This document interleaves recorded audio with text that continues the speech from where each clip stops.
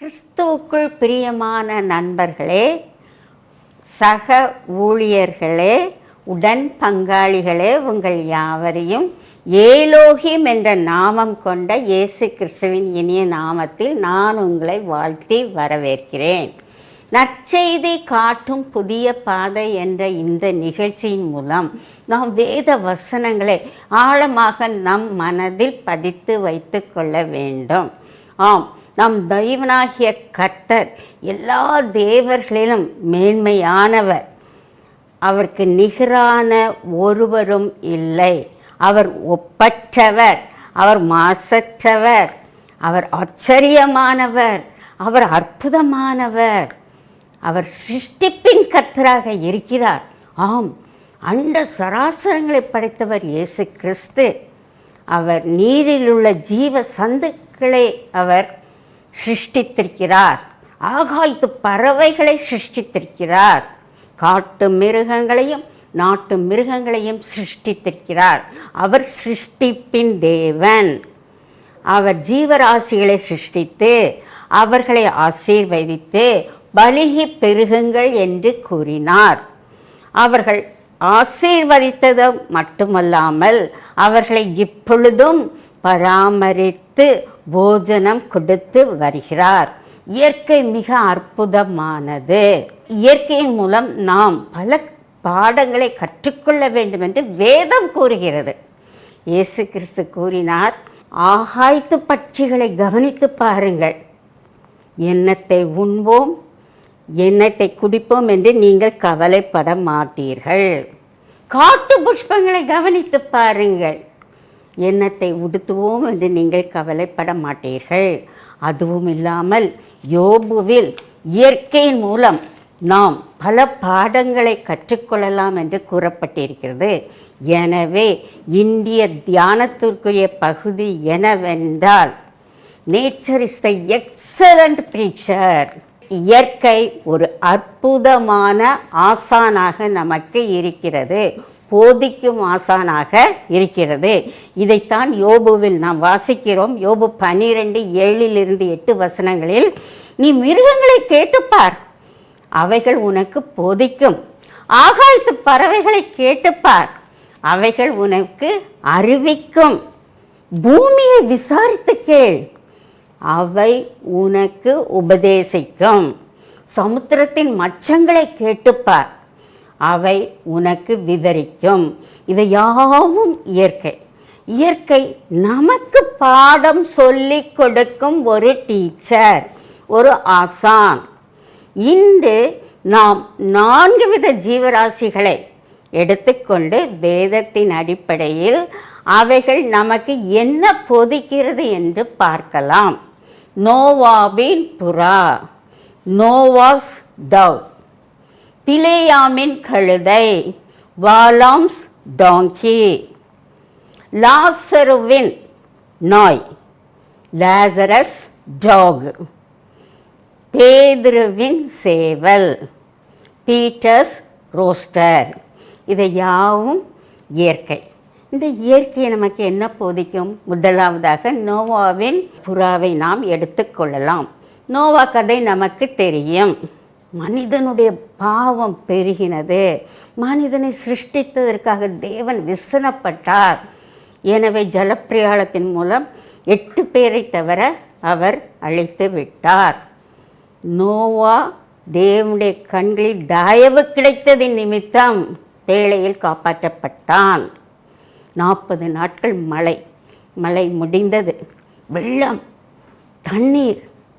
உடனே நோவா 3 முறை புறாவை அந்த பேழையிலிருந்து வெளியே அனுப்பி விட்டான்.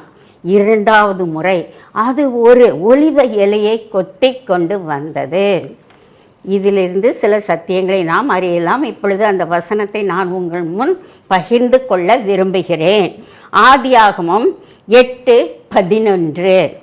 அந்த புறா சாயங்காலத்தில் அவனிடத்தில் வந்து சேர்ந்தது. இதோ அது கொத்திக் கொண்டு வந்த ஒரு ஒலிவ மரத்தின் இலை அதன் வாயில் இருந்தது. அதனாலே நோவா பூமியின் மேல் ஜலம் குறைந்து போயிற்று என்று அறிந்தான். இந்த புறா என்ன கூறுகிறது என்று பார்க்கலாம். மனுஷா, நீயும் நானும் தேவனால் சிருஷ்டிக்கப்பட்டவர்கள். நாம் தேவன் வாக்கு மாறாதவர், அவர் உண்மை உள்ளவர், அவர் பொய்யுரையாத ஒரு தேவனாக இருக்கிறார். அவர் சொன்ன வாக்குத்தத்தங்கள் எல்லாம் நிறைவேறக்கூடியதாக இருக்கிறது. அவர் பொய் சொல்ல ஒரு மனிதனும் அல்ல, மனமாற அவன் ஒரு மரபுத்தினனும் இல்லை என்று வேதம் கூறுகிறது. இதை நீ கற்றுக்கொள்ள வேண்டும் என்று புறா கூறுகிறது. ஆம், நம் தேவன் வாக்கு மாறாத தேவன். நோவாவுக்கு கொடுத்த வாக்குத்தத்தத்தின்படியே அவனுக்கு உயிர் பிச்சை கொடுத்தார். மேலும் புலம்பல் 3வது அதிகாரத்தில் கூறப்பட்டிருக்கிறது, நாம் நிர்மூலமாகாமல் இருக்கிறது தேவனுடைய சுத்த கிருபை. அவருடைய இரக்கங்களுக்கு முடிவில்லை. அவருடைய இரக்கங்கள் காலைதோறும் புதிதாய் இருக்கின்றது. அவருடைய உண்மை பெரிதாய் இருக்கிறது. அவரது கிருபை அருமையானது. நம் தேவன் கிருபையும் இரக்கமும் மட்டும் இல்லாமல் அவர் சத்தியமுள்ள தேவன், நீடிய சாந்தமுள்ளவர். அவர் மகா தயை பெருத்தவராய் இருக்கிறார்.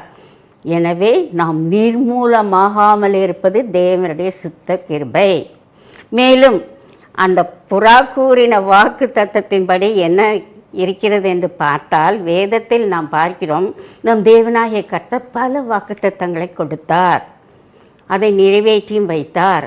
ஆபிரகாமுக்கு 75 வயதில் உனக்கு ஒரு குழந்தை பிறக்கும் என்று கூறினார். 100 வயதில் அவன் சரீரம் செத்ததாக இருந்தாலும் அவனுக்கு குழந்தை பிறந்தது. ஈசாக்கு தன்னுடைய மனைவி ரெபேக்காள் மலேடியாய் இருந்ததை கண்டு ஜெபித்தான். வாக்குத்தத்தத்தின்படி குழந்தைகளை கொடுத்தார். அதே போல ஏசாயா தீர்க்கதரிசியை வாக்குத்தத்தத்தின் மூலம் பெரிய தீர்க்கதரிசியாக மாற்றினார். யோபுவோடு கூட நாமும் சேர்ந்து சொல்லலாம். அதாவது உள்ளத்தில் விசாரங்கள் பெருகையில் ஆறுதல் அளிப்பவர் இயேசு கிறிஸ்து. நமக்கு பாடுகள் வரலாம், துன்பங்கள் வரலாம், விசாரங்கள் வரலாம், உள்ளம் நொறுங்கி போகலாம். ஆனால் ஆறுதல் அளிப்பவர் இயேசு கிறிஸ்து. அவர் வாக்கு மாறாதவர். தாவீதுக்கு ஒரு வீட்டை கட்டி கொடுப்பேன் என்று கூறினார், அரண்மனையை கட்டி கொடுத்தார். நமக்கும் என்ன கூறுவார்? உன் பிள்ளைகளுக்கு நான் ஞானத்தை கொடுப்பேன், கல்வியை கொடுப்பேன், வேலையை கொடுப்பேன், அவர்கள் திருமண காரியங்களை நான் எடுத்து செய்வேன் என்று பல வாக்குத்தத்தங்கள் நம் வாழ்க்கையில் கூறக்கூடும். அந்த வாக்குத்தத்தங்களை எல்லாம் அவர் நிறைவேற்ற வல்லவராய் இருக்கிறார் என்று அந்த புறாவின் மூலம் நாம் அறிந்து கொள்ளலாம். அதே போல ஆத்துமாக்களை கொள்ளை பொருளாக அவனுக்கு கொடுப்பேன் என்று கூறின தேவன் பேதுருவுக்கும் பவுலுக்கும் ஆத்தும அறுவடை பெரிதாக கொடுத்தார் என்று வேதத்தில் பார்க்கிறோம். நமக்கும் கொடுக்கிறார், கொடுத்து கொண்டே இருக்கிறார். நம்முடைய சிநேகிதர்கள் நம்மை வெறுக்கலாம், புறக்கணிக்கலாம், நம்மோடு பேசாமல் இருக்கலாம், நம்மை நொறுங்கும் நிலையில் வைத்து விடலாம். அப்படிப்பட்ட நேரத்தில், ஆபத்து காலத்தில், இக்கட்டு நேரத்தில் நமக்கு உறுதுணையாக இருப்பவர் இயேசு கிறிஸ்து.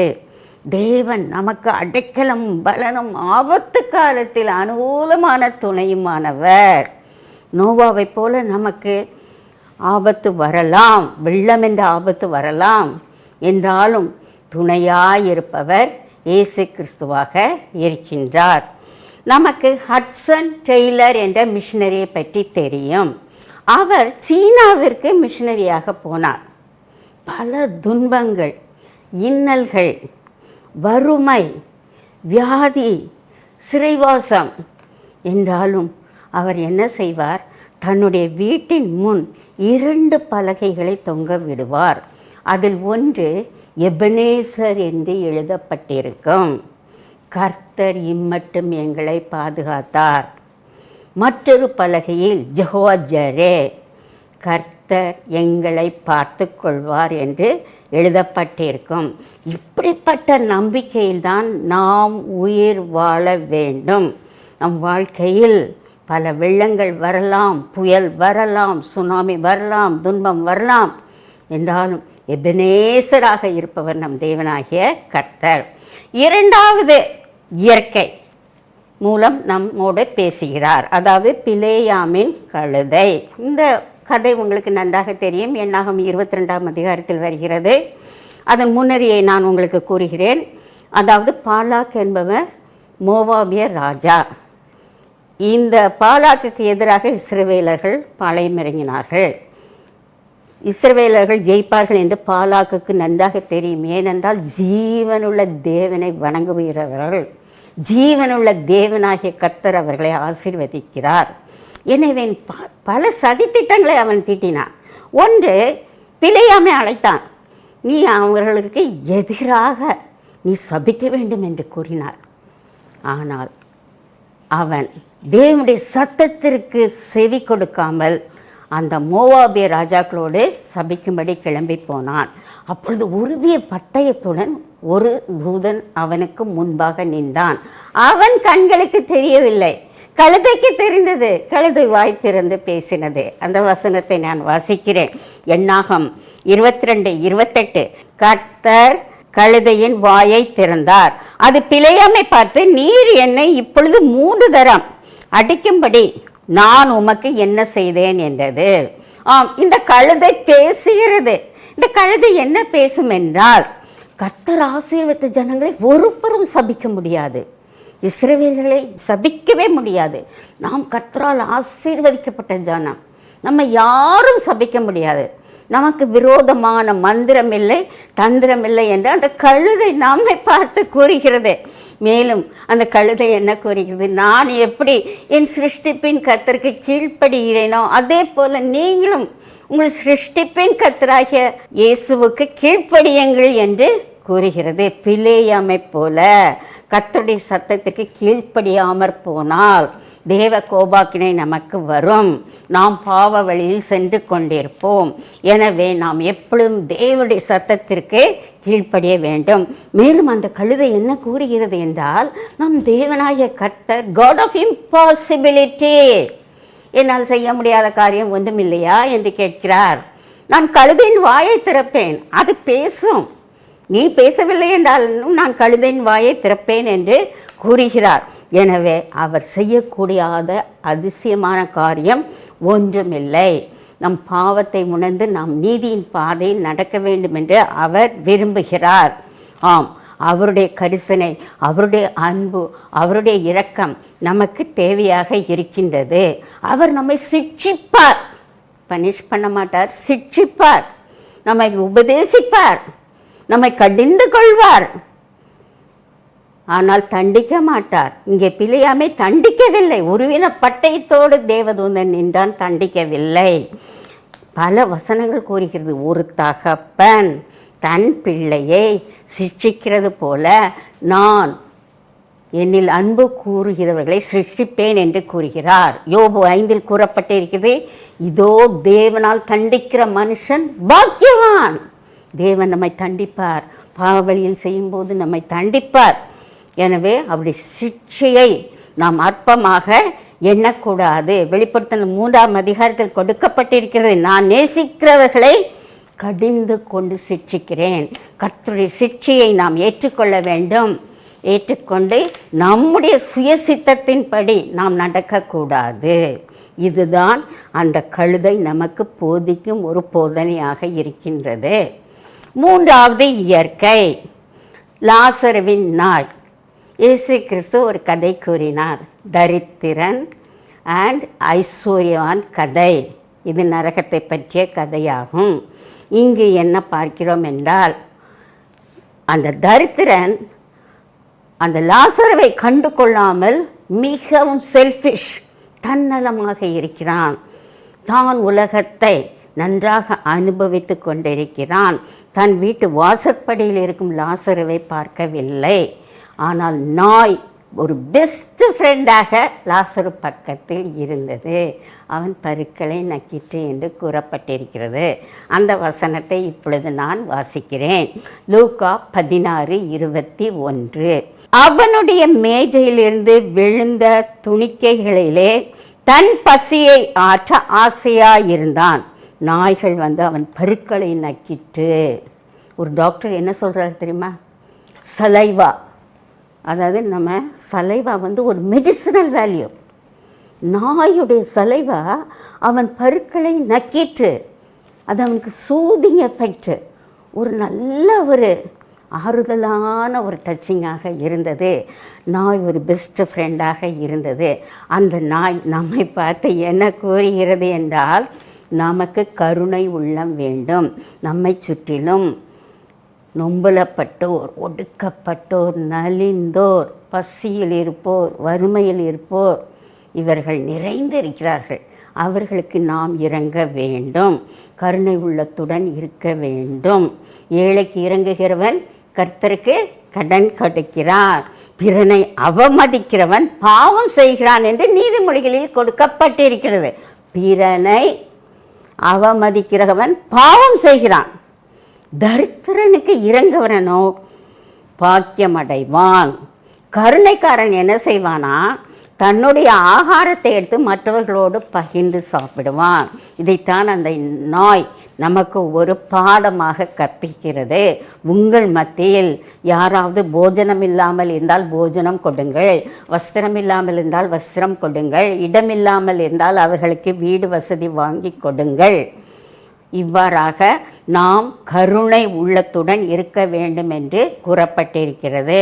நாம் இவ்வுலகத்தில் சுகபோக வாழ்க்கையில் இருந்து தன்னிச்சையாக நாம் வாழும் பொழுது நிச்சயம் நமக்கு நரகம்தான் கிடைக்கும் என்று அந்த நாய் திட்டவட்டமாக கூறுகிறது. இப்பொழுது தற்போதனைக்கு சில கேள்விகளை நாம் கேட்டுக்கொள்ள வேண்டும். இயேசுவை போல எனக்கு மனதுருக்கம் இருக்கிறதா? நல்ல சமாரியனை போல யாரெல்லாம் காயப்பட்டிருக்கிறார்களோ அவர்களுக்கு ஓடோடி சென்று காயத்தை நான் கட்டுகிறேனா? அல்லது யோபுவை போல அநாதைகள் துன்பப்பட்டோருக்கு நான் உதவி செய்கிறேனா? தபித்தாளை போல மற்ற விதவைகளுக்கு நான் அழகாக தையலாடை தைத்து கொடுத்து அவர்களை மகிழ்விக்கிறேனா? 1ஆவது நூற்றாண்டில் அப்போஸ்தல சபையில் உள்ள விசுவாசிகள் தங்கள் சொத்தை விற்று பகிர்ந்து கொடுத்தார்கள். அதே போல நானும் மற்றவர்களுக்கு பகிர்ந்து கொடுக்கிறேனா என்று நாம் திட்டவட்டமாக இதை அறிந்து கொள்ள வேண்டும். 4ஆவதாக வரும் இயற்கை என்னவென்றால் பேதுருவின் சேவல். இது நமக்கு நன்றாக தெரியும். பேதுரு இயேசுவால் மிகவும் விரும்பப்பட்ட ஒரு சீஷன். இயேசு 12 சீஷர்களை தெரிந்தெடுத்தார். 3 சீஷர்கள் அவருடைய இன்னர் சர்க்கிளில் இருந்தார்கள். அவர்கள் பேதுரு, யாக்கோபு, யோவான். அதனால்தான் பேதுரு, யாக்கோபு, யோவானை அவர்கள் மறுரூபமலைக்கு சென்ற பொழுது அழைத்து சென்றார். மாண்டி தர்ஸ்டே அன்று கெத்சமனை தோட்டத்துக்கு இந்த 3 பேரை தான் அழைத்து சென்றார். மிகவும் அன்புடன் இருந்தார். ஆனால் நடந்தது என்ன? பேதுரு மறுதலித்தான். 3 தடவை மறுதலித்தான். சபிக்கவும் செய்தான் என்று போடப்பட்டிருக்கிறது. அந்த சேவல் கூவதற்கு முன்னதாக அவன் மறுதலித்தான். இதைத்தான் இந்த வசனம் கூறுகிறது. வசனத்தின் அடிப்படையில் அந்த சேவல் என்ன செய்தியை நமக்கு கொடுக்கிறது என்று நாம் பார்க்கலாம். லூக்கா 22:61.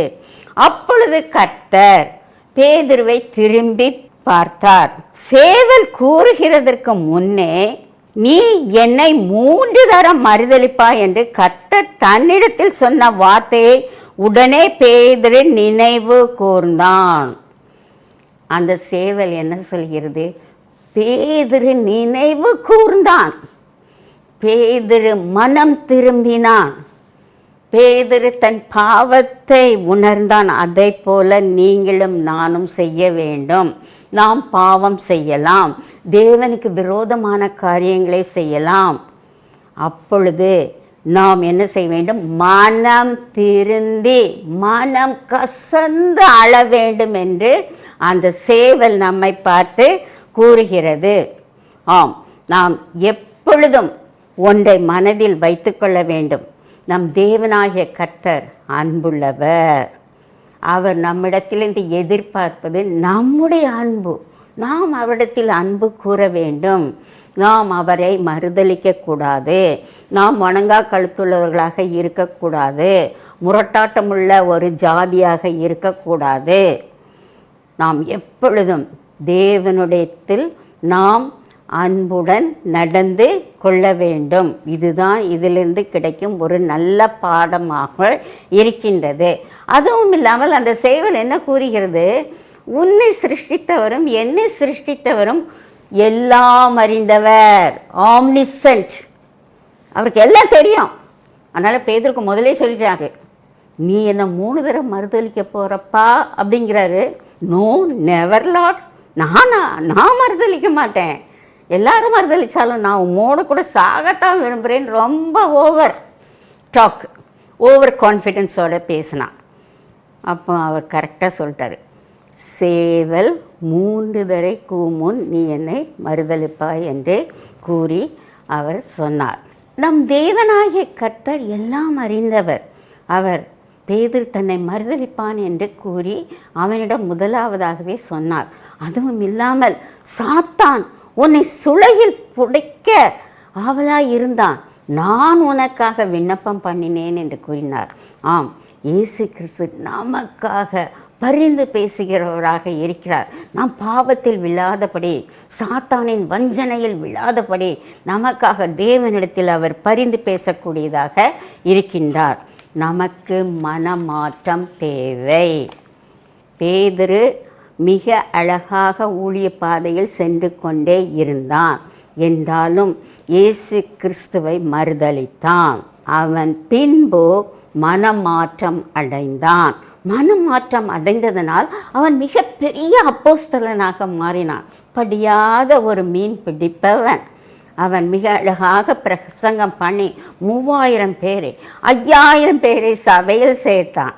இதே போல் நாமும் பாவிகள் தான். நாம் பாவம் செய்வோம். இயேசு கிறிஸ்து கனிவான பார்வையுடன் நம்மை நோக்கி பார்ப்பார். அவர் பார்வை ஒன்றே போதும், நம்மை உலுக்கிவிடும், நம்மை பாவத்திலிருந்து விடுதலையாக்கும். நாம் மனம் மாறி கிறிஸ்துவுக்காக ஒரு பெரிய அப்போஸ்தலனாக, ஒரு பெரிய சீஷனாக, ஒரு பெரிய சுவிசேஷனாக மாறி அவருக்கு ஆத்ம ஆதாயம் செய்யக்கூடியவர்களாக இருக்க வேண்டும். நமக்கு மறுபிறப்பு தேவை. பேதுரு எப்படி அந்த பெந்தேகோஸ்தே தினத்தின் அன்று மறுபிறப்புடன் பரிசுத்தாவியை பெற்றுக்கொண்டானோ அதே போல் நமக்கும் மறுபிறப்பு தேவை. மறுபிறப்பு வேண்டுமென்றால் முதலாவதாக நமக்கு மீட்பு தேவை, ரட்சிப்பு தேவை, பாவ மன்னிப்பு தேவை. அப்பொழுதுதான் நமக்கு மறுபிறப்பு கிடைக்கும். ஜூலியஸ் சீசரை பற்றி உங்களுக்கு நன்றாக தெரியும். அவர் ரோமன் எம்பரர். அவர் ஒரு வல்லரசன், உலகத்தின் பல பாகங்களில் வெற்றி கொண்டு ஆண்டவன். ஆனால் என்ன நடந்தது? அவன் தன்னுடைய 53வது வயதில் அவனுடைய சொந்த friend, the best friend Brutus என்பவனால் குத்தி கொல்லப்பட்டான். ஆம், இதை எதை குறிக்கிறது என்றால், நாமும் கூட இயேசு கிறிஸ்துவுக்கு நண்பராக இருக்கக்கூடும். என்றாலும் என்ன செய்வோம்? வழி விலகி போகிற ஜனமாக இருப்போம். அவருக்கு விரோதமாக சில வேளை பேசுவோம். அவரை சில வேளை மறுதலிக்கக்கூடியவர்களாக இருப்போம். சபிக்கக்கூடியவர்களாக கூட இருப்போம். எப்பொழுது நாம் அவருக்கு விருப்பமில்லாத பாவத்தை செய்யும் பொழுது, அப்போது இயேசு கிறிஸ்து என்ன சொல்லுவார்? அங்கு ஜூலியஸ் சீசர் புரூட்டஸை பார்த்து கூறினது போல சொல்வார். ஜூலியஸ் சீசர் புரூட்டஸை பார்த்து, Brutus, my friend, you too, நீயும் என்னை கொல்ல வந்து விட்டாயா என்று கேட்டார். அதே போல் இயேசு கிறிஸ்து நம்மை பார்த்து கேட்பார். ஒவ்வொரு முறையும் நாம் மறுதலிக்கும் பொழுது, என் மகளே, என் மகனே, you too will stop me with your denial. உன்னுடைய மறுதலிப்பு மூலம் என்னை குத்தி காயப்படுத்துகிறாயா என்று இயேசு கிறிஸ்து கேட்பார். நன்றாக நினைவில் வைத்து கொள்ளுங்கள். வேதத்தில் கூறப்பட்டிருக்க இயற்கையிலிருந்து நாம் பல பாடங்களை கற்றுக்கொள்ள வேண்டும். நோவாவின் புறா சொல்வது போல, என் தேவன் வாக்கு மாறாதவர், என் வாக்குத்தத்தங்களை அவர் நிறைவேற்ற வல்லவராய் இருக்கிறார் என்று கூற வேண்டும். பிலேயாமின் அந்த கழுதை சொல்லுவது போல நாம் கர்த்தருடைய சத்தத்துக்கு கீழ்ப்படிய வேண்டும், அவருடைய வசனத்துக்கு கீழ்ப்படிய வேண்டும். லாசருவின் நாயைப் போல நாம் இயேசு கிறிஸ்துவுக்கு நன்றி உள்ளவர்களாக இருக்க வேண்டும். பேதுருவைப் போல பின்னடைவு அடைந்தாலும் அதை எடுத்துவிட்டு இயேசுவின் பார்வையின் மூலம் பாவ மன்னிப்பை பெற்று முன்னேறி கொண்டே போக வேண்டும். கர்த்தர் தாமே இந்த வசனங்களை ஆசீர்வதிப்பாராக. கிறிஸ்துவுக்குள் அன்பானவர்களை, சத்திய வசனத்தை கேட்டோம். இப்பொழுது நாம் ஜெபிக்கலாமா? கண்களை மூடி நாம் ஜெபிப்போம். எங்களை மிகவும் அதிகமாக நேசிக்கும் கிருபை நிறைந்த இரக்கம் நிறைந்த எங்கள் தகப்பனே, நாங்கள் உம்முடைய சத்திய வசனத்தை தியானித்தோம் கர்த்தாவே. அது ஆழமாக எங்கள் மனதில் பதிய நீதாமே கிருபை புரியும் கர்த்தாவே. ஆம் கர்த்தாவே, நாங்கள் எப்பொழுதெல்லாம் இயற்கையை பார்க்கிறோமோ அப்பொழுதெல்லாம் நாங்கள் பாடங்களை கற்றுக்கொள்ள எங்களுக்கு உதவி புரியும் கர்த்தாவே. அந்த ஞானத்தை எங்களுக்கு தாரும் கர்த்தாவே. நாங்கள் நோவாவின் புறாவின் மூலம் ஒரு சத்தியத்தை கற்றுக்கொண்டோம். நீ வாக்குமாறாத வல்ல தேவன். நாங்கள் உம்முடைய சத்தத்திற்கு கீழ்ப்படிய வேண்டும், உம்முடைய வசனத்திற்கு கீழ்ப்படிய வேண்டும், உம்முடைய வார்த்தைக்கு கீழ்ப்படிய வேண்டும் என்று அந்த பிலேயாமின் கழுதை என்று நாங்கள் கற்றுக்கொண்டோம் கர்த்தாவே. மேலும் அந்த லாசருவின் நாயைப் போல நாங்கள் ஒரு நன்றியுள்ள நாயாக உமக்கு ஊழியம் செய்ய கிருபை புரியும் கர்த்தாவே. எங்களை சுற்றிலும் இருப்பவர்களுக்கு நாங்கள் உதவி செய்து அவர்களுக்கு தேவைகளை சந்திக்க எங்களை உற்சாகப்படுத்தும், எங்களை பலப்படுத்தும் கர்த்தாவே. நாங்கள் பேதுருவைப் போல சில வேளைகளில் வழி விலகி உமக்கு விரோதமான காரியங்களை செய்கிறோம் கர்த்தாவே. உம்மை மனஸ்தாபப்படுத்துகிறோம் கர்த்தாவே. உம்மை குத்தி காயப்படுத்துகிறோம் கர்த்தாவே. தயவாய் மன்னியும் கர்த்தாவே. எங்களுக்கு தேவை உம்முடைய ஒரு நோக்கம், ஒரு வார்த்தை, ஒரே ஒரு பார்வை மட்டும் போதும் கர்த்தாவே. இந்த பார்வையின் மூலம் நாங்கள் பலனடைந்து உத்தம ஊழியக்காரர்களாக, ஒரு நல்ல விசுவாசிகளாக உலகத்திற்கு அடியெடுத்து போய் உமக்காக ஊழியம் செய்ய கிருபை புரியும். நீ செய்ய போவதற்காக நன்றி நன்றி நன்றி. இயேசுவின் இன்ப நாமத்தில் கேட்டுக்கொள்கிறோம் கர்த்தாவே. ஆமென் ஆமென்.